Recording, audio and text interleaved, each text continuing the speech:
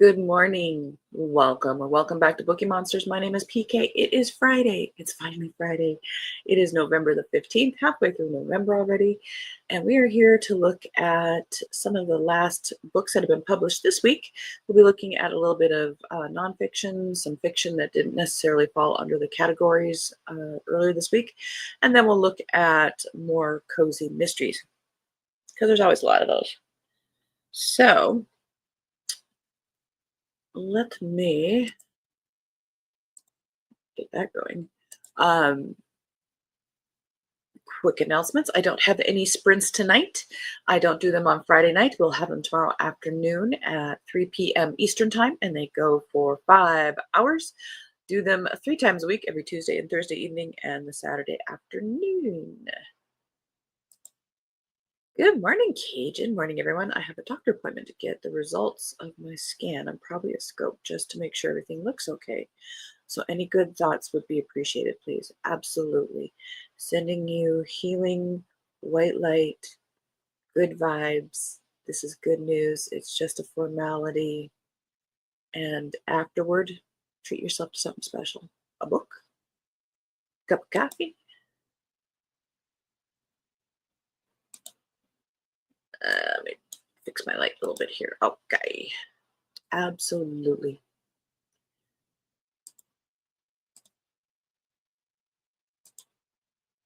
All right. First up, first 3 are fiction. I Am the Nomad. First book in a War of Fear series by Umberto Norolici.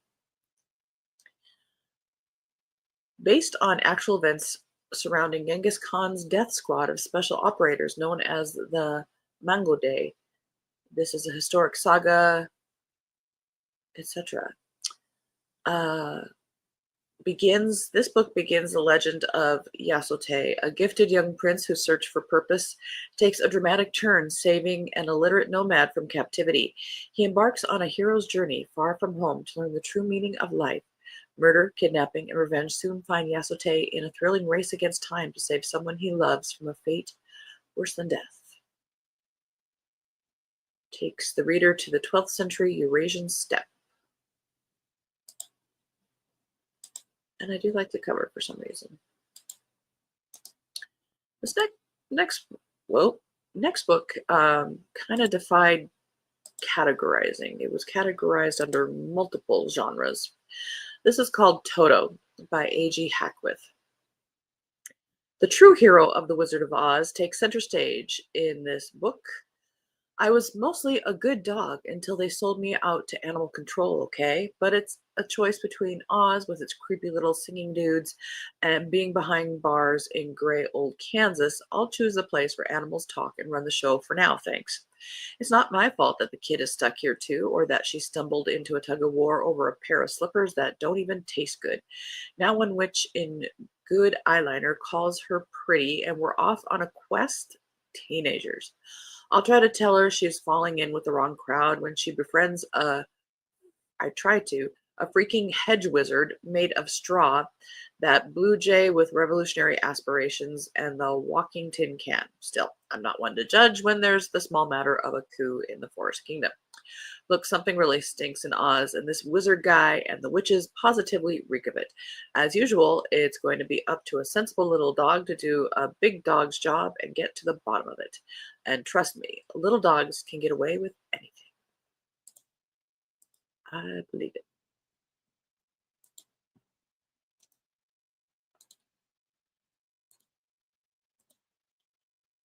And that cover's pretty. Absolutely. Napoleon's Mirage by Michelle Cameron.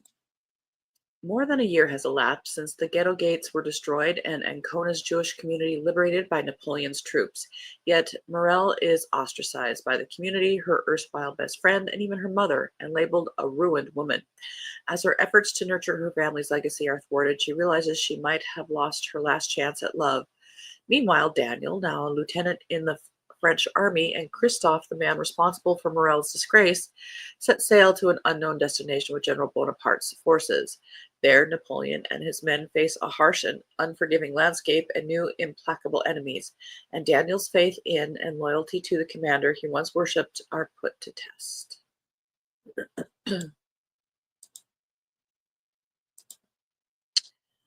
The rest of these in this list are nonfiction. And this is about Anne Boleyn, who I have always studied. Well, that sounds interesting. The Toto, yeah. I didn't know where to put it. I didn't know. Fantasy because sentient little dog, but I don't know.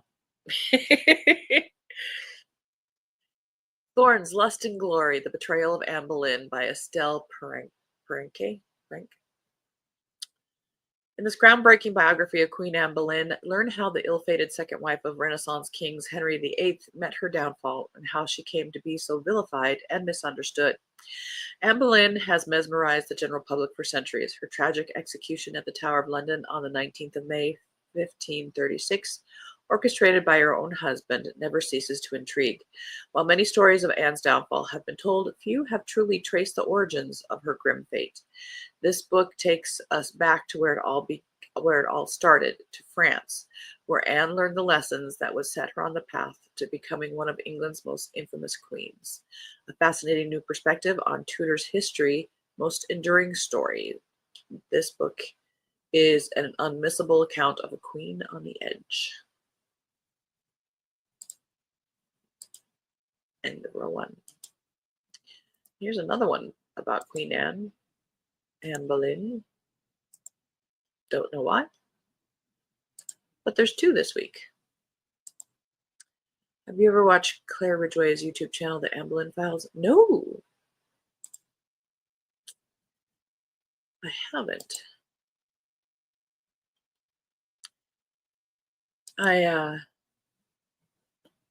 If you believe in reincarnation, as I think it's a possibility, I was around during these times.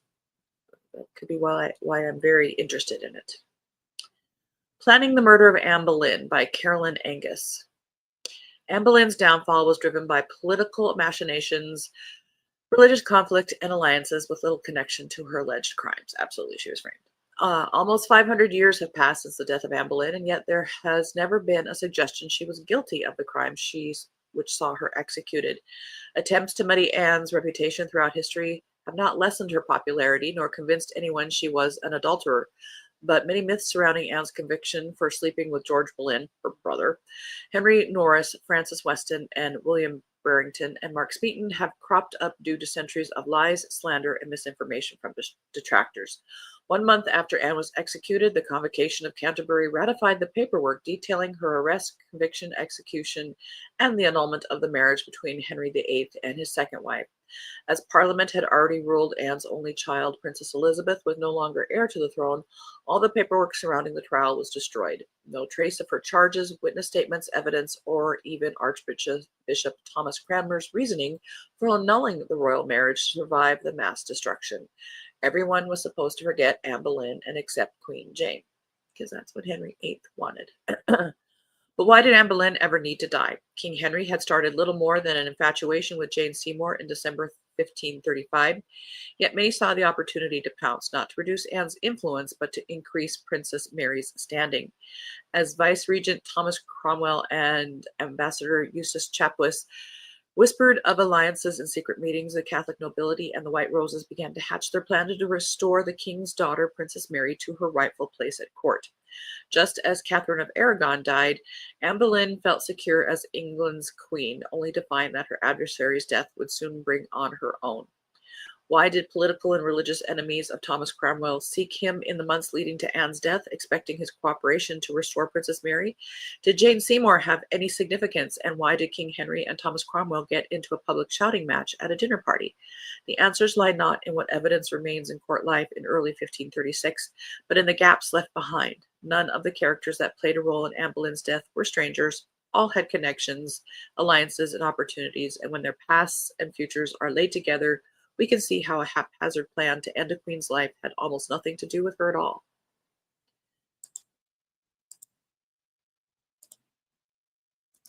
Yep. Plus, she was rather strong-willed.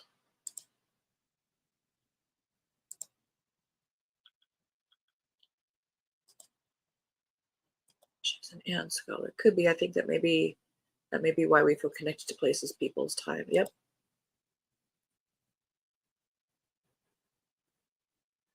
My theory is it's just different aspects of a overall soul. Just like if you look at a hand, the hand doesn't cease being a hand if you're focusing on individual fingers. The fingers are all part of the hand,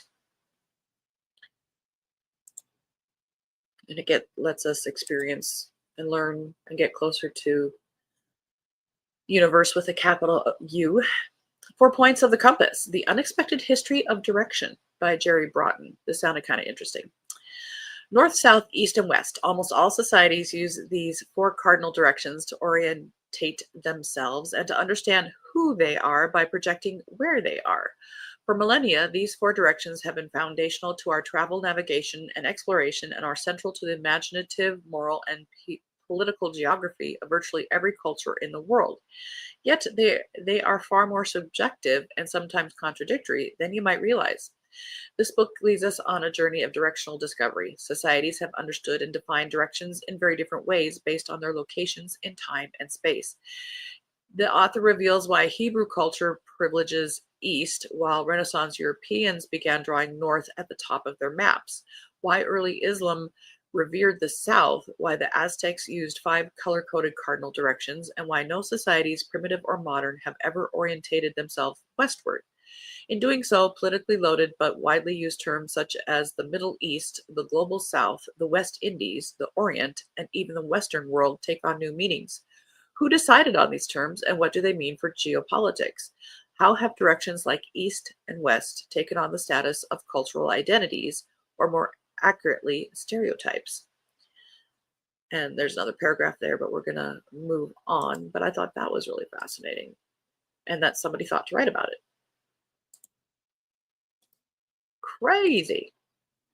People are clever, and we get to benefit from it.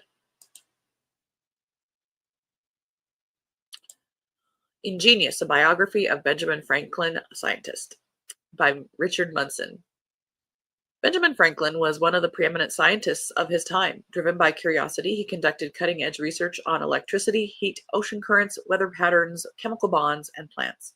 But today, Franklin is remembered more for his political prowess and diplomatic achievements than his scientific creativity. In this incisive and rich account of Benjamin Franklin's life and career, the author recovers this vital part of Franklin's story, reveals his modern relevance, and offers a compelling portrait of a shrewd experimenter, clever innovator, and visionary physicist whose fame opened doors to negotiate French support and funding for American independence, etc.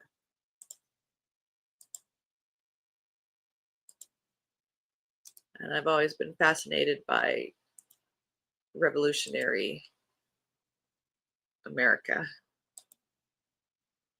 The people involved were very amazing. I know that that's not very grammatical, but they just gobsmack me. The Power and the Glory, Life in the English Country House Before the Great War. I love books and movies set in that time period. This is a history. A spirited history of the English country house in its golden age. For generations, the great palaces of Britain were home to living histories, noble families that had reigned for centuries. But by the end of the 19th century, members of elite society found themselves for the first time in the company of arrivistes. Their new neighbors, from chorus girls to millionaire greengrocers to guano impresarios, lacked lineage and were unencumbered by the weight of tradition. In this book, the author reconstructs life in the country house during its golden age before the Great War, when Britain ruled over a quarter of the Earth's population and its stately homes were at their most opulent. But change was on the horizon. The landed classes were being forced to grapple not only with new neighbors, but also with new social norms and expectations.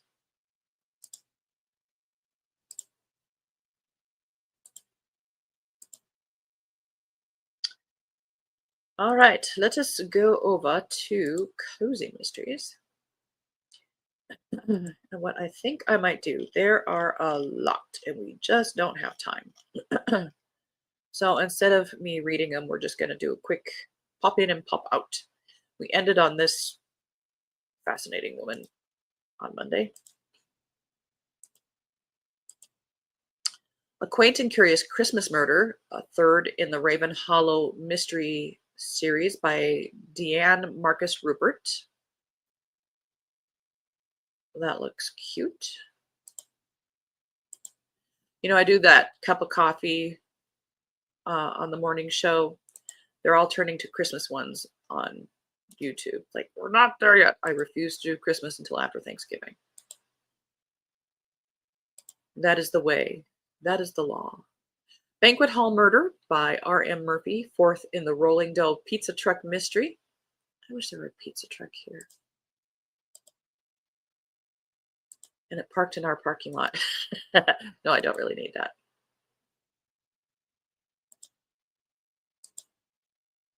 Murder on Lexington Avenue, third in the Poppy Denby Investigate series by Fiona Vitch Smith. Vitch Smith.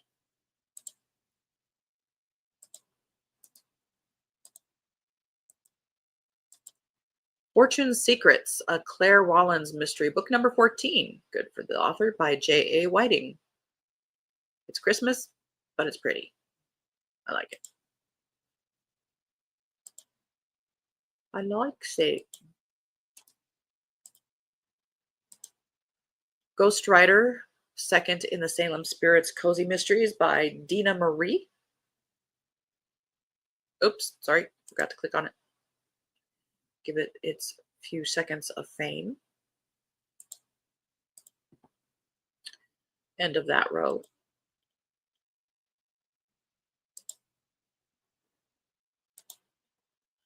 I know I have Christmas books I really want to read, but not for 2 more weeks. Thanksgiving Day, okay, but not before. Absolutely. I mean, there have been, as I drive home, Christmas lights.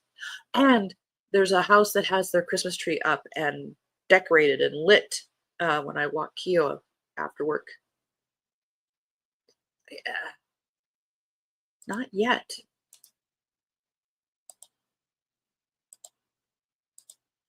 A Body at the Grand Hotel by Benedict Brown, fourth in the Maris Quinn mysteries.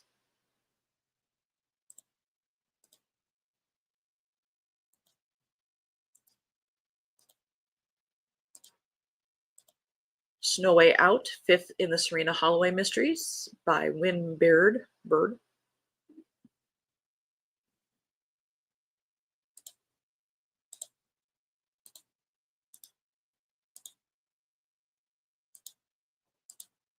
Cool Ghoul Fall, a Lady of the Lake School for Girls Cozy Mysteries, 29th in that series by Serena Dory.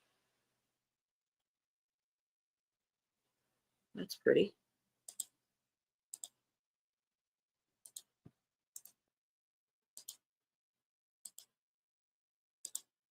Sweet Crepes of Wrath, Murder in the Mix, book number 51 by Addison Moore. How many pages? 215 pages.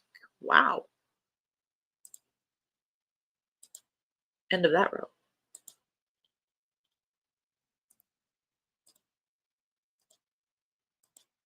Dog Kisses in Danger, a Talking Dog Cozy Mystery, 6th in that series by Carly Winter.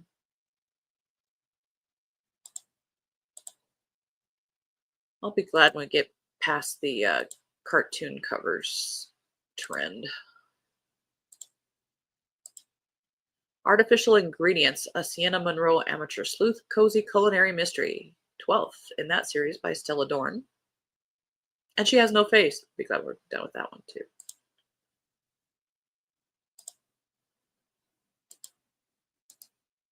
I just finished the first one in this next series for Scavenger Hunt. All's Well That Ends Well, an Annabelle Archer wedding planner mystery by Laura Durham. 20th in this series. I like silhouettes, so I like these covers. Book I gave a 3, but I'm not usually a cozy mystery reader. So others' mileage may vary. The Death at the Vineyard, a Shell House Detectives Mystery, book number 4 by Amelia Hall. Ooh, the footsteps are red. End of that row. Ah, we're totally running out of time. Buttons and Blackmail by Ramey James, second in the Sadie Sexton Hoochville mysteries.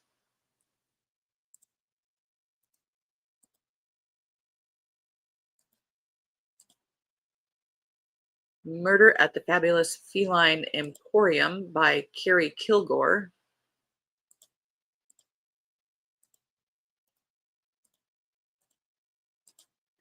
Flo's Lost Love, Flo and Maud Christmas Cozies by Sarah Osborne. 6 books in that series.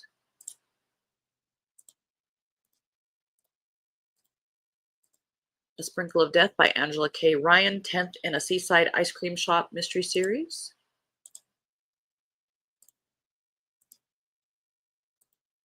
Oh, my foot's falling asleep. Pumpkin Pie, Cranberries Live, the Guy Vendu Cozy Mysteries, book number 10 by Jeffrey Shields. Very seasonal. Not So Cozy Christmas by Lily Sterling, 4th in the Holt Jacobs Mysteries. I like it. Nice cover. Minimalist, but impactful. I like it. Edelweiss and Espionage, a Pedal Pusher's Flower Shop Cozy Mysteries, book number 9 by Elsie Turner.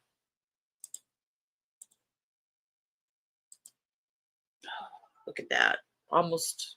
We almost made it right on time. Custard Cream Conspiracy, Auntie Clem's Bakery, book number 24. And this is 320 pages. Good for this author, P.D. Workman.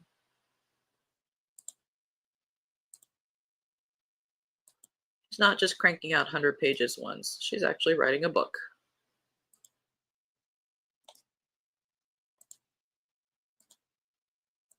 Exhausted in Ohio, the Midlife Crisis Mystery, book number 5 by Diana Zarissa.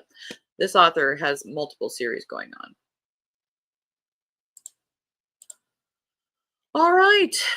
At least we've acknowledged each and every one.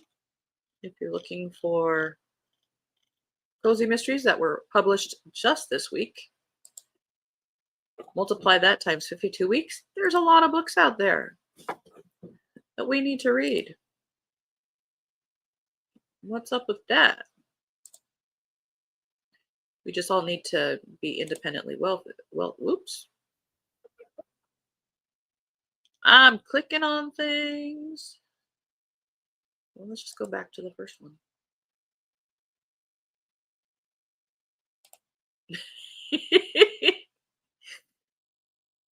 I got into a little habit here of clicking and moving that my hand says, let's keep clicking and moving. All right. Wow, that is rushing. It must be an artificial trio. They'll need another one before Christmas. Yeah, I think it is. Because it's perfect, you can tell. And they're going to start putting decorations up this weekend. It helps with my depression to have a pretty home, and it's a long process to put things up. Absolutely. That is a good argument for that side. Cajun says hello to Emily. And Emily says, hi back. I do not like the cartoon covers, especially when the book turns are out.